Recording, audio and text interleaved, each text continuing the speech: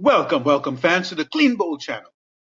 A very special welcome to our returning viewers as well as to our new fans. Now, fans, 2 weeks ago, the Clean Bowl channel put out a video which pretty much asked, will the West Indies win the T20 World Cup for a third time? We must say that the response was very lukewarm at best. However, the majority of fans who did comment seems to feel that the West Indies do not stand a chance in hell. Now, that's not the Clean Bowl channel's perspective at all. We remain highly optimistic that if the West Indies are able to execute a professional plan from match to match, and if they're able to get timely batting when needed, and the bowlers come good, there's no reason to believe that the West Indies won't be able to march deep into the tournament. In fact, it's not impossible believing that the West Indies have a shot at reaching the final, which none other than Mr. Chris Gayle himself, the West Indian superstar, has predicted.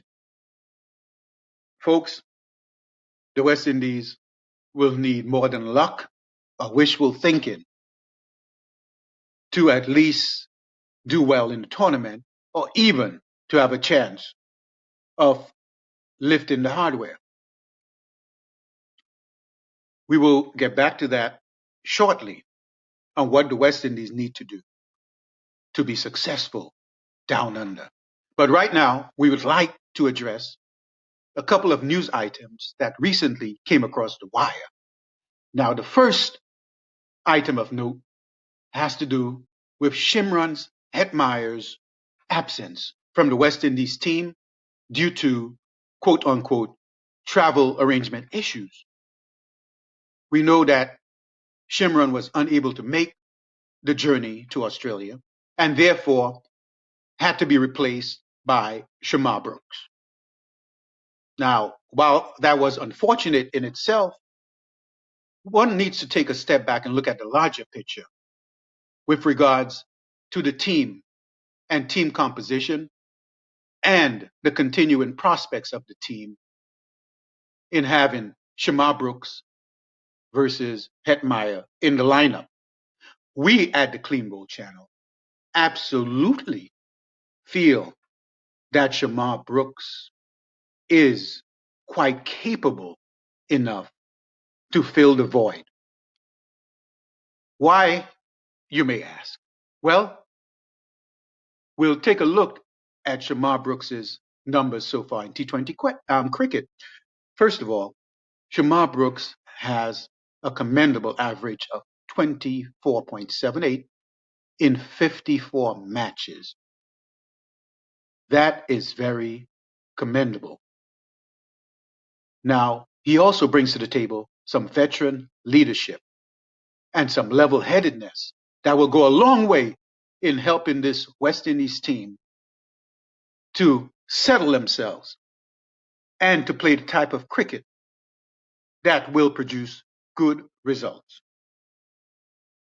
The next item of note that we would like to touch on has to do with none other than West Indian great pace bowler, Sir Kirkley Ambrose, who recently offered his opinion about the current state of development and mentoring in West Indies cricket.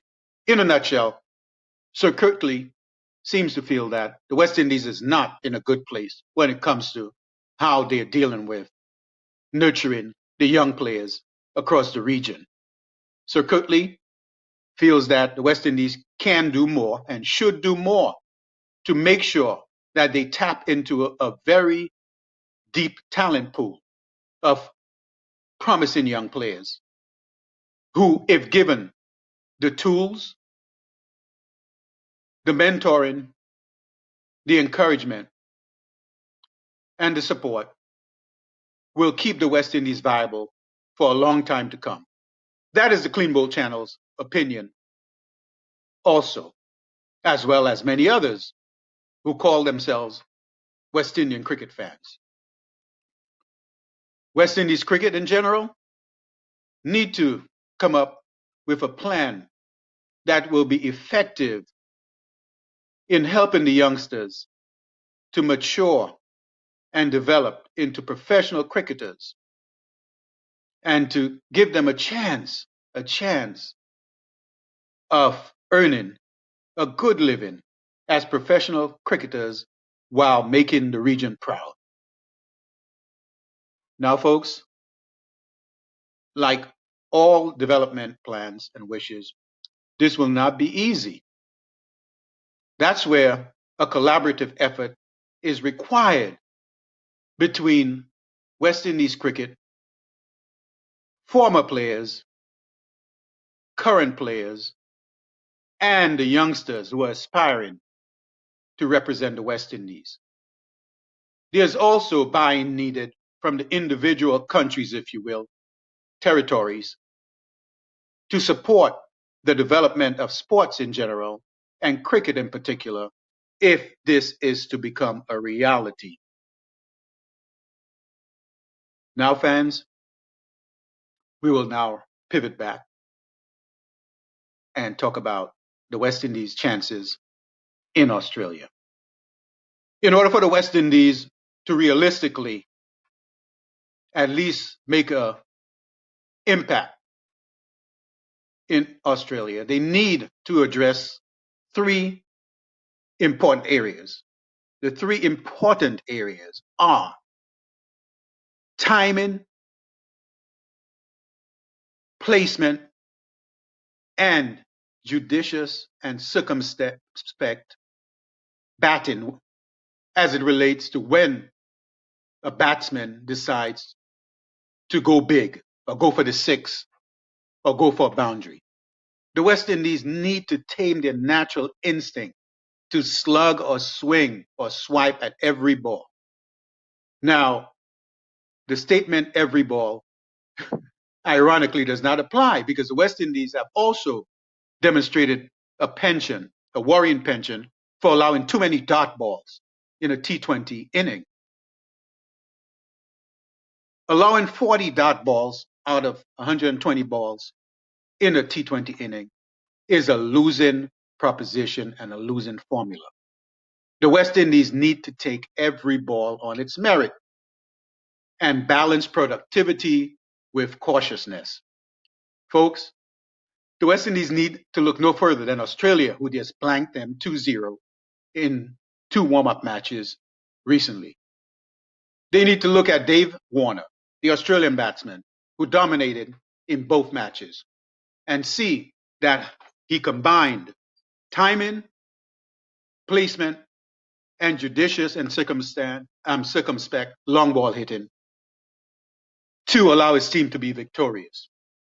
The West Indies don't have much time, as we're just a few days away, but the coaching staff, the players, and the whole organization need to buy into the fact that they need to be on board with a sensible approach if they to have any realistic chance of coming out victorious in Australia or even pushing into the semis or even the finals. Here at the Clean Bowl Channel, we will take our judicious liberties in wishing that the West Indies do lift the trophy with some prayers and some good luck, if you will.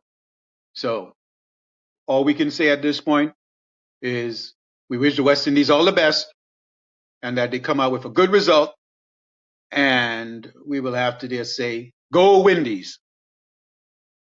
Fans, thank you for tuning in as always. And please do remember to hit the like and subscribe button to keep us viable, to keep us publishing, if you will, and to keep the content coming. Thank you. And do enjoy the World Cup. Thank you.